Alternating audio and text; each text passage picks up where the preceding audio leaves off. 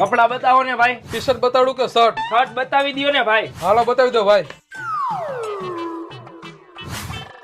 હજી બીજા બતાવો ને ભાઈ. હા ભાઈ.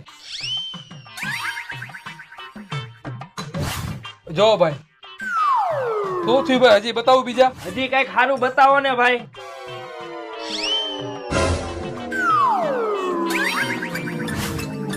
જો ભાઈ હાવ નવા કલર.